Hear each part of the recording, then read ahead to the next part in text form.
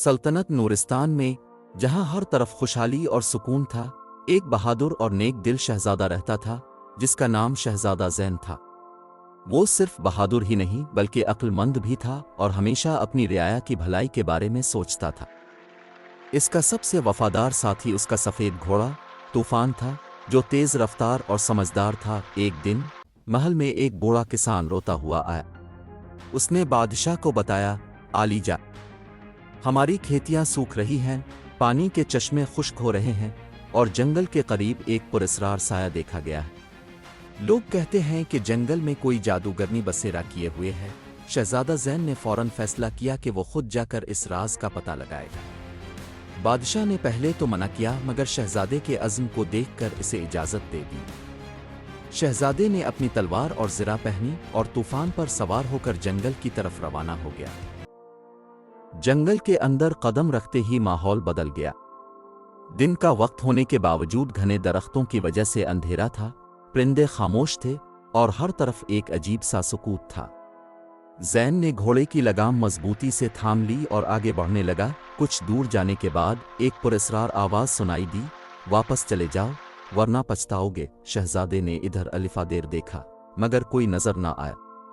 वो जानता था कि यह महज डराने की कोशिश है, इसलिए इसने नजरअंदाज किया और आगे बढ़ा।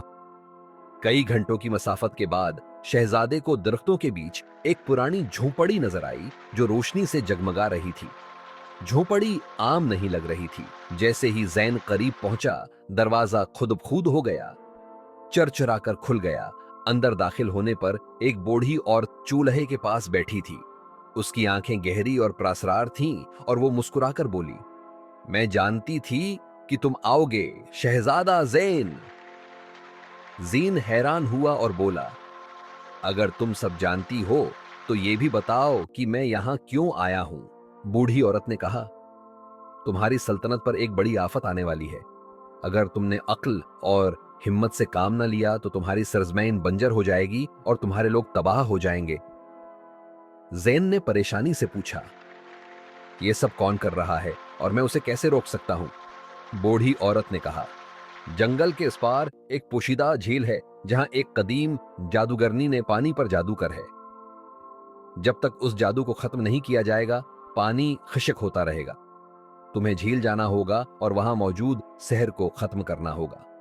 लेकिन याद रखो, जादूगरनी को शिकस्त देना आसान नहीं। शहजादा ज़ैन ने बूढ़ी औरत का शुक्रिया अदा किया और झील की तरफ रवाना हुआ। जैसे ही वो वहां पहुंचा, उसने देखा कि पानी स्याह हो चुका था और उसके बीचों बीच एक औरत खड़ी थी जिसके हाथों से नीली रोशनी निकल रही थी। मैं तुम्हारा इंतजार कर रही थी, शहजादे, जादूगरनी ने हंसते हुए कहा। ज़ीन ने अपनी तलवार निकाली और बोला, तुमने मेरी सल्तनत के पानियों पर जादू क्यों किया? जादूगरनी ने कहकाह लगाया, ये जमीन पहले मेरी थी, मगर तुम्हारे आबा व अजदाद ने उसे मुझसे छीन लिया। अब मैं उसे बर्बाद करके बदला लूंगी।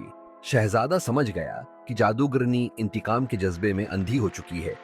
उसने अपनी तलवार से एक वार किया, मगर जादूगरनी गायब हो गई और पीछे नमूदार होकर एक तेज आतिशें गोला फेंका। ज़ीन बमुश्किल बचा और तेजी से इसकी तरफ लिपका। लड़ाई कई मिनटों तक जारी रही, मगर फिर शहजादे को याद आया कि बूढ़ी औरत ने कहा था, हिम्मत और अक्ल से काम लेना। ज़ेन ने तलवार नयाम में रख ली और बोला, मैं तुमसे लड़ने नहीं आया, मैं तुम्हें अम्न की पेशकश करने आया हूं। जादूगरनी हैरान हो गई, क्या?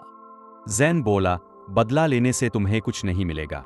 अगर तुम चाहो तो हम तुम्हें इज्जत और एहतराम से अपनी सल्तनत में जगह दे सकते हैं और तुम्हारे इल्म से फ़ायदा उठा सकते हैं। लेकिन अगर तुमने यही रविश जारी रखी तो तुम हमेशा तन्हा रहोगी। जादूगरनी कुछ देर खामोश रही, फिर इसकी आंखों में आंसू आ गए। शायद तुम ठीक कहते हो। इसने झील की तरफ हाथ बढ़ाया और मंत्र पढ़ा, जिसके साथ ही सारा काला पानी नीला हो गया और जादू खत्म हो गया। शहजादा ज़ैन ने जादूगरनी को मुआफ़ कर दिया और इसे अपनी सल्तनत में रहने की इजाज़त दी। जब वो वापस पहुंचा तो रियाया खुशी से झूम उठी, क्योंकि पानी के चश्मे फिर से बहने लगे थे और ज़मीन सरसब्ज हो चुकी थी। बादशाह ने ज़ैन की अक्लमंदी और बहादुरी पर इसे खूब सराहा।